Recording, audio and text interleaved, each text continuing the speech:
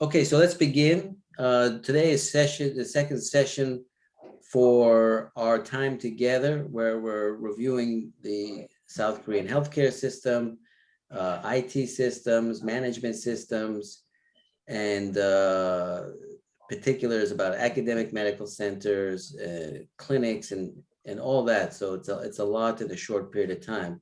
I did want to take a little bit of time to actually summarize the COVID-19 strategy, especially in the early stages of the pandemic of South Korea. There have been a number of countries around the world that have been lauded for their efforts in this regard. Taiwan is one. At one point, Vietnam was another. Singapore and South Korea, and then of course New Zealand. There are all sorts of particularities. New Zealand has the advantage of the geographic isolation. Singapore is also has highly controlled borders, and Taiwan also has a certain degree of isolation. So there are some strategic and geographic factors that play into their success, but obviously they had very good management as well. I think South Korea is very instructive because it didn't necessarily have a lot significant geographic advantages. It is a peninsula and most of the traffic is air traffic, although there's also sea access and so forth.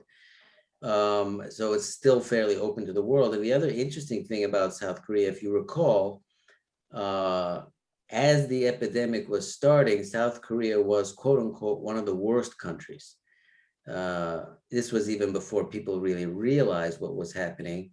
But we did have an initial outbreak that had cases in the 1,000 or 2,000. Obviously, that seems quaint nowadays with India having 500,000 in one day.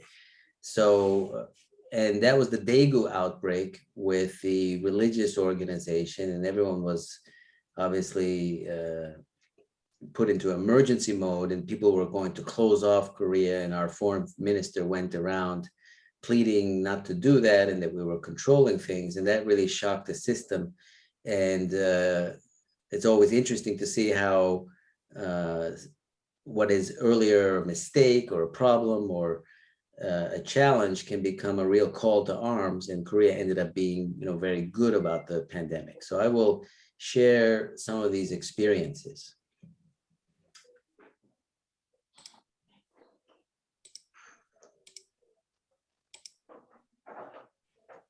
Okay, so this is a COVID-19 strategy in South Korea.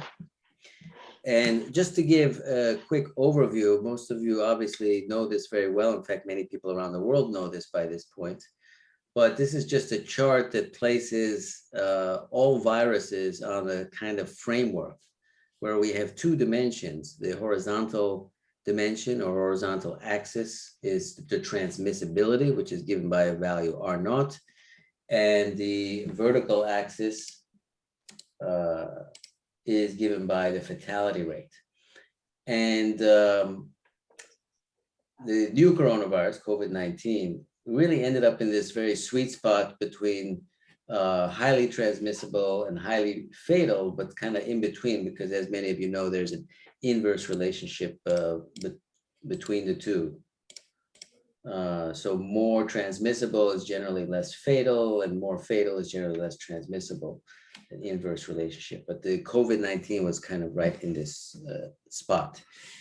So a lot of these pandemic control issues focus on this transmissibility, what I've highlighted in green here, the R naught, and that's what we'll focus on.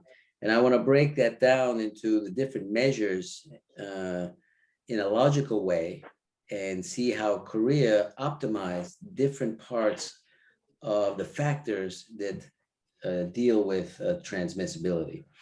One of the problems that I've seen about COVID-19 strategies is they sometimes tend to be just a list of things to do or a list of best practices as opposed to a logical framework. And there was very much a logical framework to all of this, and that's what I want to share today.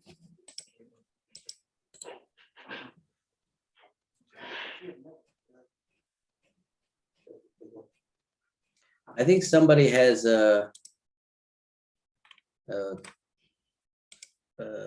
audio. I was hearing some background noise.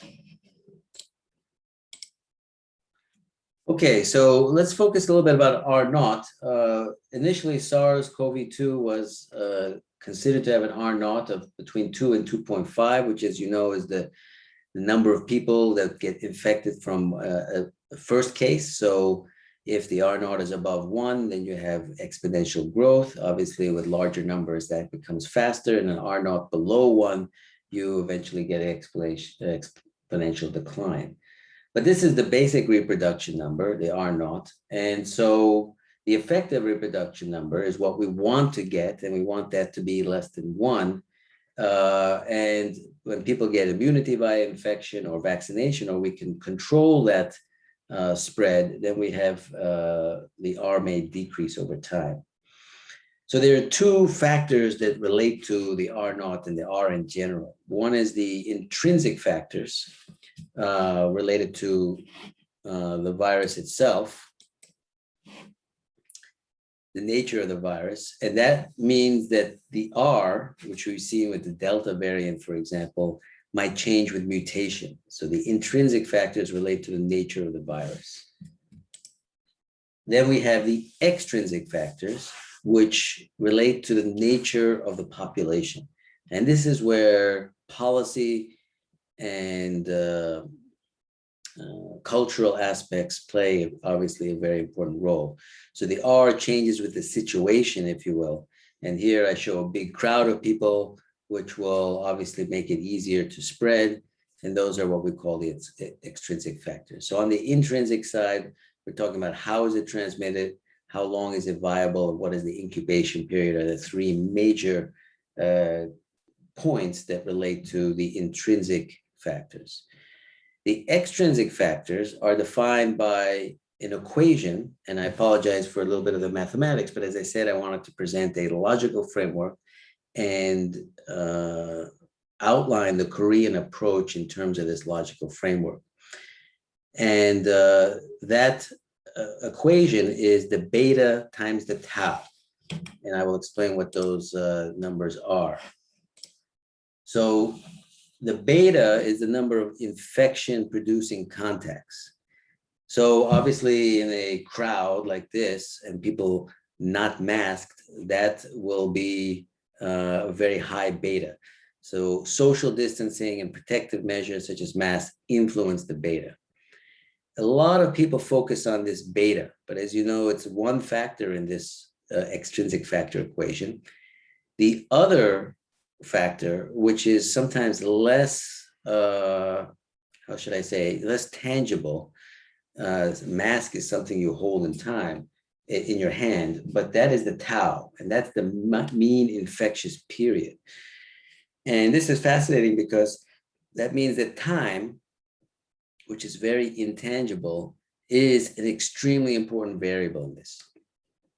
And that means that if we reduce the time between the ability of people to make infections, reduce the mean infectious period by finding, isolating, and treating infectious people quickly, that dramatically reduces the R naught. A lot of policies focus on the beta, and in the United States, we had the big debates about whether masks work or not, and they do, but that's only one half of the equation. That's the beta, and the tau is very important. So speed is extremely important. And that's where intangible things like administrative efficiency to leadership, decisiveness, etc., play a role. These are not things that can be easily measured. You can measure, 1 million masks delivered. How do you measure the decisiveness of the prime minister or whoever else may be involved? But that's an extremely important factor. So the R naught on the extrinsic side is related to tangible factors and time factors, beta times tau. And I will color this in a kind of light orange and the tau in the blue. You don't need to memorize that, but that color scheme will be relevant later. So what are the modes or methods of transmission? Well, we can have direct transmission, indirect transmission, vector transmission, and many pathogens have a number of modes of transmission. But SARS-CoV-2 is basically almost all of these. In fact, airborne is pretty much in this category too. So apart from insect bites, SARS-CoV-2 has a pretty diverse ranges of transmission, from direct to indirect and even vector via fomites or surface particles. Another very interesting fact about this, and the medically trained among you know this well, is that typically respiratory infections can be categorized as being either upper respiratory tract, such as the common cold, which are many coronaviruses, which have high transmissibility and low fatality, to more lower respiratory tract infections, such as SARS-CoV-1, the original SARS, or MERS, which tend to have low transmissibility and high fatality. And so the problem is SARS-CoV-2 appears to be both. It has the highly transmissible aspects of the upper respiratory infection and the fatality aspects, if you will, of the lower respiratory infection. So there's some implications to this. I'm not going to go into more detail. But what I'd like to focus now on is these primary mitigation strategies for these extrinsic factors. So many countries, in order to do these extrinsic factors, particularly focusing on the beta, would have various forms of lockdowns, and Korea focused on voluntary social distancing. And then there was some discussion of herd immunity in Sweden and the UK and so forth. So this is what we're going to focus on. And again, this equation, R naught is equal to beta times tau, the tangible factor times the time factor, as an organizing principle for our strategies. Now, in addition to the primary mitigation strategies, we obviously had secondary mitigation strategies, building more hospitals, supplying more ventilators, refining medical triage, and recruiting more health professionals. And this is the South Korea success. It was reported in the international press. This was that February sort of spike, which shocked everybody. This was at the end of February. Things were still new in many countries. I don't know how it was in Kenya, but I recall that Africa was actually fairly spared in those early days. And so people were wondering if Africa, would escape the pandemic in some ways.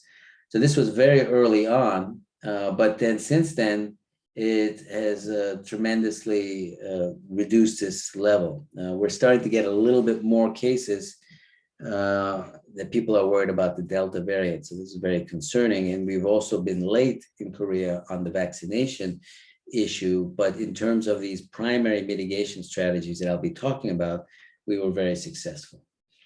So in reducing the R naught, there were 4 factors in South Korea.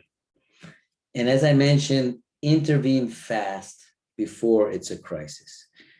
And the speed is really important. And in Korean culture, and I believe at the end of this program, hosted by Dr. Kalu and Solbridge, you'll hear some comments about Korean business culture and more generally. But there's a phrase in Korean called pali pali, and that means fast, fast, quickly, quickly. I guess the Russians would say bistro, and the Germans would say schnell. But it's a uniquely Korean concept, pali pali. It's not so much about telling someone to go quickly. It's more like a mindset of doing everything, before yesterday. And when there's a kind of crisis thing, Koreans can really mobilize. And I think that was very important. And as I said, the beta times tau, we talk about the tangible measures, but just the fact that they responded quickly, I think is very important. I think, with that church outbreak, which was really shocking with the 900 cases in one day, which was in the early days, quite incredible for that time. I think the police were locking up that church the next day. They were tracking everybody, isolating, trying to find out the reasons. And one of the reasons why it was particularly a problem was the church was very tight in an unventilated room. They were doing a lot of singing, and they even had entry fingerprint driven entry systems. So you put your fingerprint and you can enter and the door unlocks. So everybody's touching the same thing. So I guess it was a perfect storm of all these factors. And you had 900 cases from one church meeting. But they intervene very fast before it's a crisis. So that's very key. Second thing is test early, often, and safely. So you probably heard in the early days about the Korean drive in testing and so forth. But the key thing was it was testing early. And then quickly contact tracing, isolation, and surveillance. So in the early days of the pandemic, there was big controversy that in America, they were not testing enough. So they decided to do a lot of testing. And Americans, of course, when they put their mind to it and put the money, they can do a lot of things. But they would do the tests and they wouldn't get the results for 2 weeks. So that was completely useless. You might as well not do the tests. And I know that sounds cynical, but it's this time period, time window that's very critical. So very quick contact tracing, isolation, surveillance following these tests. And then enlisting the public's health and a lot of messaging. So what was interesting is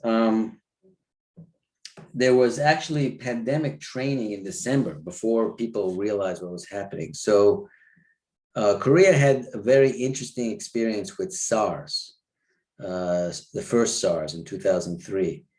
It had actually had a very good response to it. And I know the chief epidemiologist at the Samsung Hospital, one of the leading hospitals, personally, and he was awarded and he got all sorts of prizes or recognition. He was the head of that effort, and he organized that very well and expeditiously, and they handled the SARS very well, whereas some other countries, I think Singapore and Hong Kong, were much more badly hit by the first SARS. Korea handled it very well, and they actually had experience with SARS and some research, and that's one of the reasons why they were the first, among the first, to come out with those PCR tests. What was interesting is in 2015, they had MERS, and MERS, Korea ended up being the worst country to be affected by MERS. And I'm not going to go into all the details of that, the reasons. One of them was this Dr. Park, who was the head of the SARS, had tragically died in 2014 of pulmonary artery sarcoma, obviously a very rare condition. And he was not there. And I think this highlights, in my mind, the very importance of leadership. And sometimes the leadership relates to the speed and efficiency of these responses. So I remember 2015, I was in Korea, the MERS response was really disorganized and didn't have the benefit of that leadership.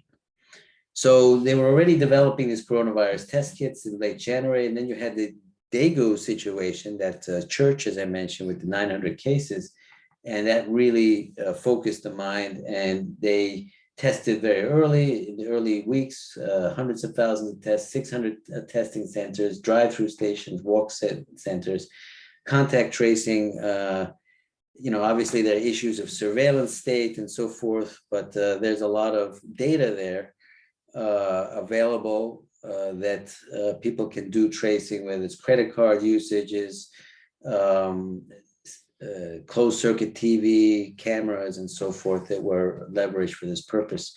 And I don't think that the privacy issues became significantly compromised. They were using well-established techniques of information.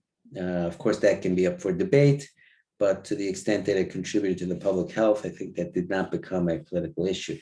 And then, of course, lots of social messaging, enlisting the public's help. And they actually had a program where everybody gets 10 masks and they controlled it. It went through that national health insurance system, by the way, which ended up being really important because if you have 99% of people on national health insurance, they have a number you can track. They use that system, that database, to actually distribute masks.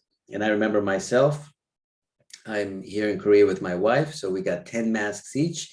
Every Saturday we would go to the pharmacy and they would check our ID, give us the 10 masks, we pay a nominal amount, and off we go. And next week we would get 10 more masks. So if we look at this equation, R naught is beta times tau, the orange are the betas. But if you see tau, testing early, getting the test kits early, finding cases early, all of this relates to the tau. And they had a lot of small things added up, hand wash at every place, masks being distributed, barriers, cleaning of public spaces, obviously fever checks in all public spaces. And Korea advertised its approach, Seoul, as what they call the 3 T's. And the 3T key was test, trace, and treat. And that was, I think, obviously not just for COVID, but I think a general principle for the pandemic, this 3T, test, trace, and treat. Now, again, I think it's really important that the speed was very important.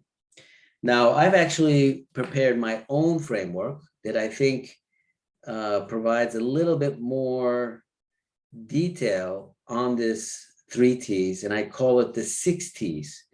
And it also, as you can predict, since I think it's very important, include the element of time.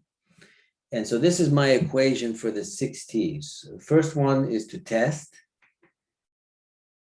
Second one is to trace.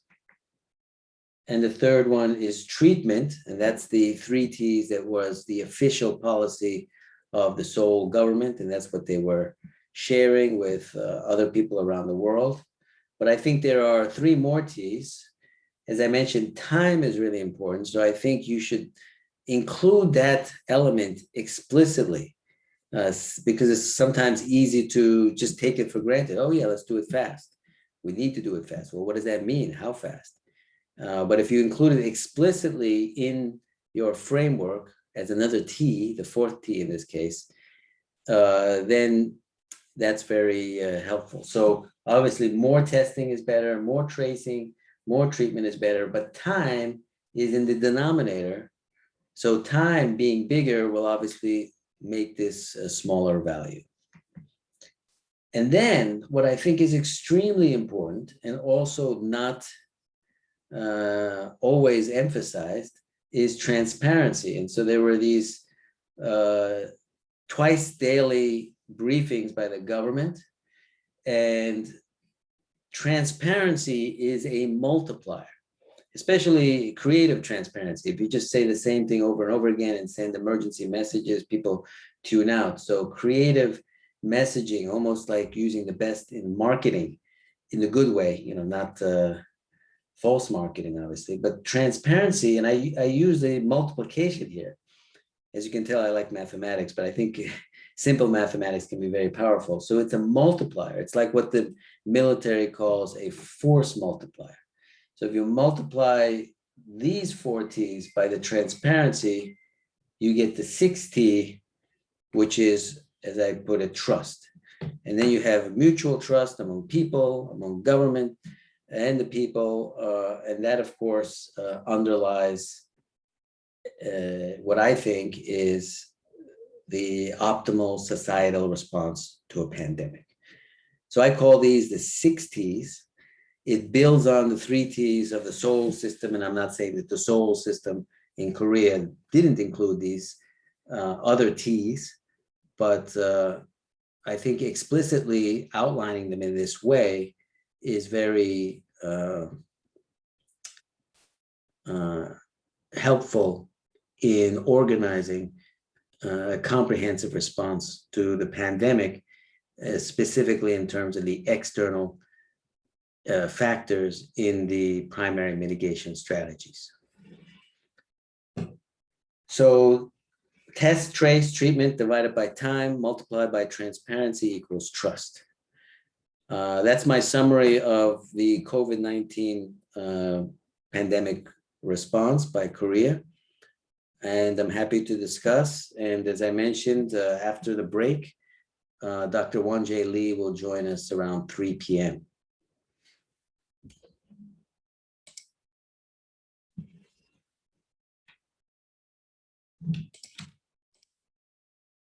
Any questions?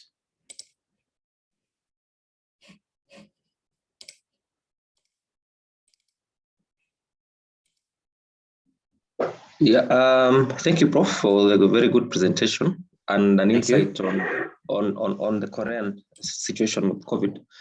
Now, on the treatment part, when did you start treating? What were you using? Because I think the drugs which well, I'm a radiologist, but I know that there've been some drugs which have been using like remdesivir, tazolizumab. Yes. Maybe a combination of steroids and ivermectin and all that. You had regimens that by 2020 February, or you were just doing palliative or maybe supportive. Yeah, I would. I think Dr. Lee. I'm a medical doctor by training, but I wasn't actively involved in patient care here in Korea. So I think Dr. Lee will be able to answer more definitively. That being said, I was certainly aware of what was going on, and I've been talking to a lot of doctors. And it's exactly as you say, in the early days, it was mostly supportive care, in certain cases, tragic cases, of course, palliative in a way, mostly supportive care. Korea did not really have any, again, Professor Lee can comment more definitively, but my feeling was Korea did not really have any, when it comes to treatment, unique or different or controversial treatment approaches. They would closely follow what others were doing in this regard. We did not have ivermectin controversies. I think there was a period of time, and may be continuing, because I still think passive immunization can be useful, of what do they call it? Convalescent serum was being used. I think Remicade, as it came out, was also being used, obviously limited, I suppose, because of the supply issues. But it was mostly, I would say, fairly conventional on the treatment side. It was the pandemic approach, I would say, the public health and the epidemiology that was quite innovative and effective. But I don't think, and I'm not trying to speak negatively or cynically, I don't think that the Korean treatment landscape was particularly unique or special. Of course, results speak for themselves, and our fatality rate has been in the below 2%, and has been in the 1.1 to 1.9% rate. I think the aggregate fatality rate is about 1.7%. So we have been pretty successful. I believe from a clinical perspective, COVID is extremely significant. And this is a general statement that I think is really important message that I've been sharing, that what's strange about COVID relative to other viral respiratory diseases is the unique impact it has on those with quote unquote pre-existing conditions, which are quite diverse, ranging from obesity to pulmonary disease to cardiac disease. Being the major ones, but obviously that's a pretty wide spectrum of pre-existing conditions. So I think that in some of the countries that you had very high fatality rates, obesity might have been a bigger factor. And while obesity is starting to be more of a problem in Korea, generally it's not at the same level as the UK and United States and places like that. So I think part of that low fatality rate has been less of these pre-existing conditions and pretty good medicine, but nothing, to answer your question, nothing particularly special about our treatment approach. And again, Professor Lee can comment more definitively.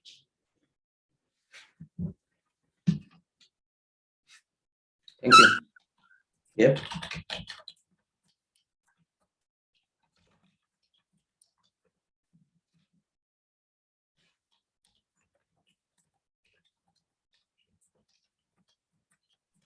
A question, Prof.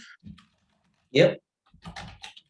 I noted you mentioned about fingerprint system, Yeah. clocking, yeah? It's a pretty common in Korea. I don't think they use that anymore.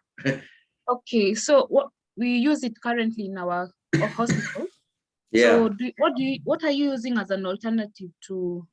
Because I'd asked the management to change it because I was actually scared because plastic. Yeah, right. Yeah, but what do you use as an alternative to clock in and access the system, see patients? Is it a swipe card? Well, yeah, that's a good question because I've had experience with these fingerprint machines, and the fingerprint machine has two modes of entry. One is the fingerprint, and there's also a card reader. And so, again, I don't know all the places. There was no national rule on this, but I think many places inactivated the fingerprint mechanism and just forced you to use the card. Of course, doing the fingerprint was convenient because if you lost the card or forgot the card, losing your finger is less common than losing your card. So the fingerprint was working, but I think our systems had both modes available. So it was not a big deal just to deactivate the fingerprint function and tell people they have to use the card. I don't know if your system in Kenya is only fingerprint activated, but I don't want to. My sense is it's not a good idea to be using that fingerprint system in this context of a pandemic. Thank you. Professor Gurel, yes. At USIU, we have changed from fingerprint Yes. to a card system. But yes. a while ago, I went to a hospital and I was still fingerprinting everywhere for identification and insurance matters. They were still telling me to fingerprint. And actually, I'm not blaming our hospitals. I know some of our doctors are here. There wasn't even sanitizing as I was fingerprinting. Wow. So, yeah, I don't know. It sounds like they use that a lot in Kenya. Yes, there is a lot of that fingerprinting. Well, it's so very our doctors interesting. now can hear. I heard about Kenya as being very innovative, especially around mobile payments and so forth, and leapfrogging and, more innovative or more advanced than many other countries, including the United States. And I think that's a good thing in general, but sometimes, the innovation can lead to some unintended consequences. As I said, I love the fingerprint system because I just hated to take out my card and carry it around, and I just had my finger, and obviously that has significant disadvantages under different circumstances. So, in America, they're still using keys for things. I mean, I haven't used a key for 10 years now since I've been in Korea. I don't think I've ever used a key. It's a very strange concept to me, but on the other hand, these electronic push button things, they have their disadvantages. And so now after the pandemic, I always carry alcohol spray if I need to push the push button thing. It's not a fingerprint thing on my own home door. Yes. Anyway, Maybe. that's a philosophical point. Yes. Now I know the more questions will be coming, but I also have one question. Yeah. I've been to Korea and I've noticed that when I was there, I noticed that the culture of the people is a trusting culture, and it is easy to mobilize them Yes. because of the culture. Now, to what extent do you think the Korean culture has contributed to the law, the law spread of COVID? Well, I'll be very honest with you. I am not. Or to taming it? Yeah, let me speak first more broadly, because I think this is very important. There is sometimes a tendency. Well, let me be even more general. Culture has a significant impact on these sorts of situations, or in fact, in life in general. Culture, I think Peter Drucker, the business guru, you might have heard, of course, Peter Drucker said, culture eats strategy for breakfast. In other words, for the business world, that was a famous phrase, you can have all the strategies, but if you don't have the right culture, that's not going to be helpful. So if you have the right culture, you can accomplish business results and so forth. So that's a little bit business oriented, but I think in general, we talk about history and war and peace and success and failure and whatnot, and people talk about culture, and I believe it is correct. Culture has a very big impact on that. Now, that's my general statement. Another general statement that I will say, which I think is almost the opposite, is I think that the tendency to attribute one national culture to the success, I think, is very problematic. And not for the politically correct reasons necessarily of, well, that's not nice, or that can be discriminatory or even racist or whatever. It's not even for that reason, which is, of course, important reason. But I think even just from a logical perspective, if you assume one way is the best, then you can potentially fall victim to certain aspects of that one way not being the best. I'll give you an example. In Korean culture, you're right, there is an element of shared solidarity, and there's this pali quick sort of communal response. And those on one level do favor a good sort of response to the pandemic.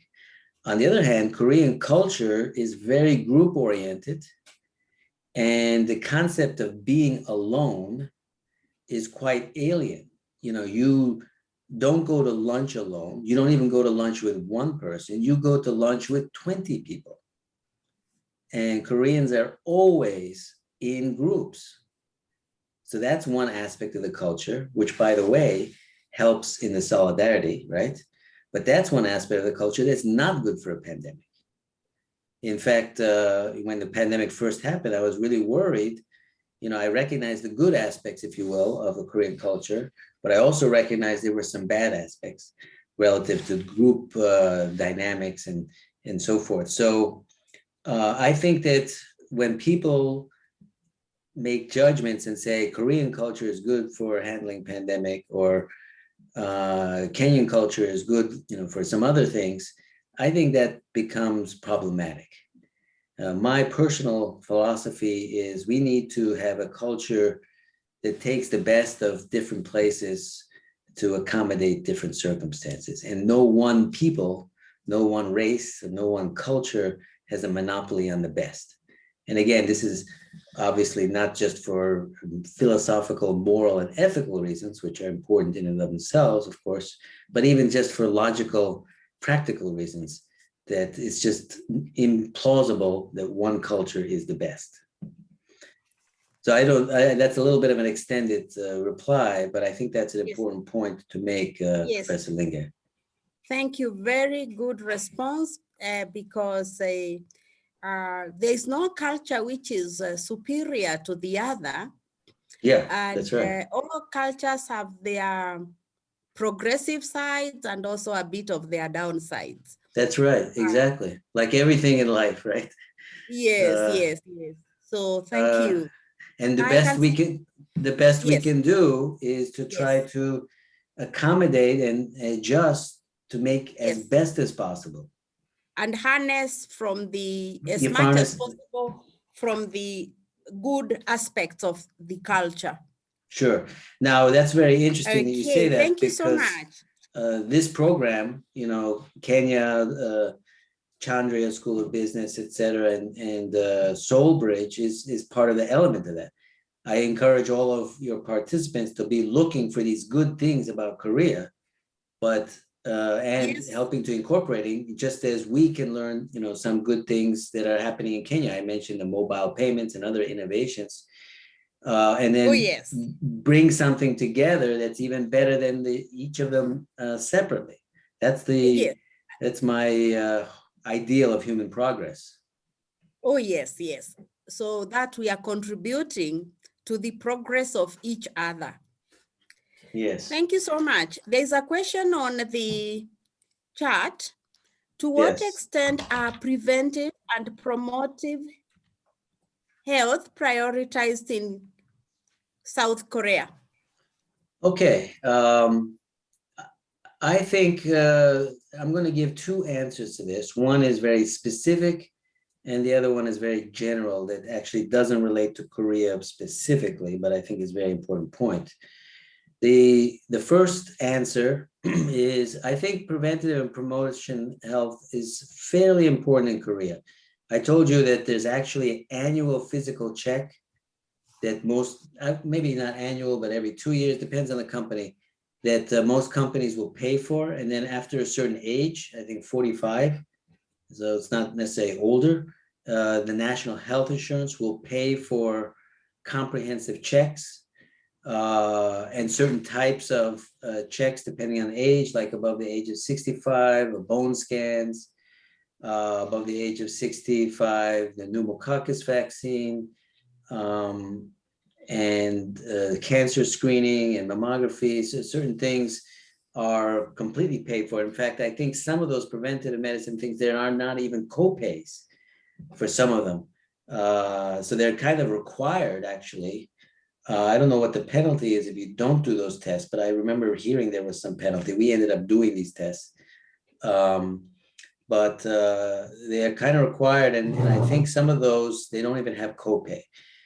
So I think preventive and promotion, health promotion is pretty prioritized in Korea.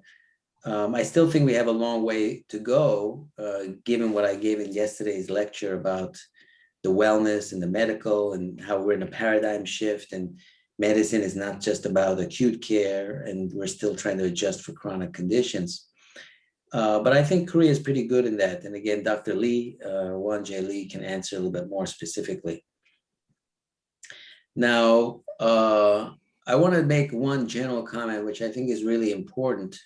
And since all of you are quite influential healthcare leaders in Kenya, I think this is an important point to make, and it may not be so critical for Kenya. I don't know. And again, this is also my opinion, but I'll share it anyway. And my point is this, that I had mentioned about COVID being acutely impacting those with chronic diseases. And let's do a thought experiment, kind of a philosophical thought experiment. If you are obese, what is the chances of you dying 2 weeks from now based on that obesity? I think most people would say it doesn't affect your chances of dying in 2 weeks because of your obesity. Obviously, if you have a trauma accident, or you have a heart attack, or you have a stroke, you could die in 2 weeks. If you have a bad cancer, you could die in 2 months or 6 months. Acute phase leukemia, etc. All these sorts of acute diseases, yes, you can die in 2 weeks. But obesity, no. Therefore, obesity is a kind of chronic condition, and it's something that's not given the same attention as these other acute conditions. And in some ways, that sounds appropriate. And so this is related to the question about that preventative care and promotion. So we obviously try to reduce the obesity levels, but it's not a acute level of attention that these other conditions have. On the other hand, if you're obese and you have COVID, what are the chances that you will die in 2 weeks? They're much greater. So my point is that, and I alluded to this earlier, endemic COVID creates a situation in which previously chronic, acutely unimportant diseases become acutely significant. And that's a very different equation that impacts on public health. So, if you have a condition that's not going to kill you in 2 weeks, you deal with that accordingly. But if you do, then you mobilize resources. So I don't know if this paradigm shift is really widely appreciated, but I think it is very important that we need to think about hypertension, obesity, coronary risk factors as essentially acute conditions, and figure out ways to convert this preventative healthcare into a kind of, how can we acutely handle this?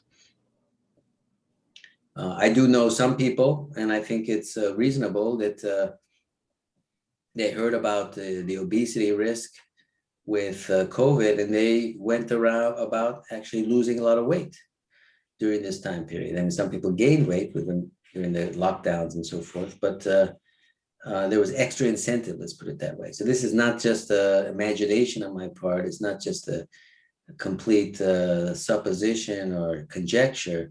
I think this is a reality, and I'd be interested to see your views relative to that question.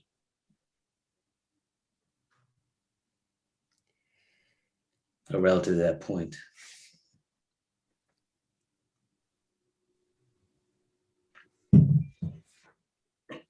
Okay, thank you so much, Professor. I think I'm also learning something a lot for myself. I'm not of a medical background, but now I'm learning why we talk of the existing conditions, because COVID can make, well, my understanding is what you have said is COVID can make diseases which weren't fatal to become quite fatal. That's right. That's what I'm saying. I'm typing, by the way, in the background because I'm communicating with Dr. Lee. He's going to join us soon, so don't be offended. Okay. But continue your question, Dr. Linge. No. It's just my understanding that from your explanation now, it looks like with the prevalence of COVID, conditions which weren't fatal now can not acutely fatal. That's right. Yes, with COVID, yes, it aggravates, or triggers. Yeah? Yes. It has some triggers which now can cause such conditions to turn out to be quite fatal. That's right. And I think that has big public health and preventative health implications. Yes.